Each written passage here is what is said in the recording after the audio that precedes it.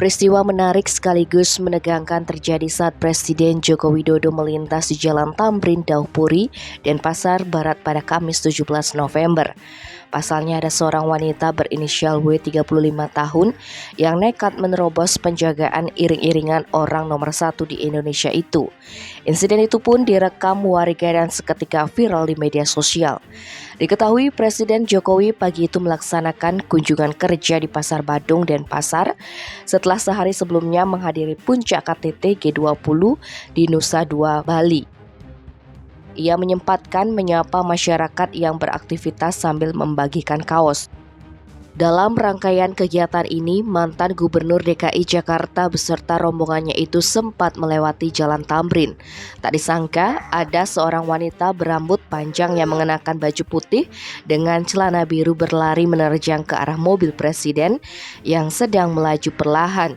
Dia nekat menerobos meski saat itu ada penjagaan ketat pas Pampres serta TNI Polri. Wanita itu bahkan berani memasukkan tangan ke kaca jendela tepat di samping Presiden Jokowi duduk.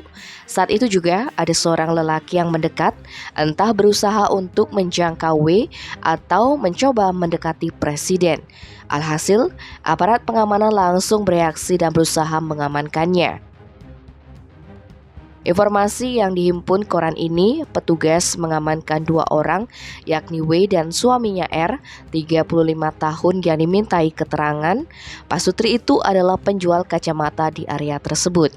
Dikonfirmasi mengenai peristiwa itu, Kabid Humas Polda Bali Kombes Pol Stefanus Sateke Bayu Setianto mengatakan aksi nekat tersebut merupakan bentuk antusiasme masyarakat terhadap Presiden. Pihaknya mengatakan wanita tersebut tidak diperiksa atau diproses lebih lanjut. Meski begitu, ulah wanita tersebut beresiko bagi keamanan pemimpin negara dan tentunya dapat membahayakan dirinya sendiri sehingga tak seharusnya dilakukan. Tim Bali Express melaporkan.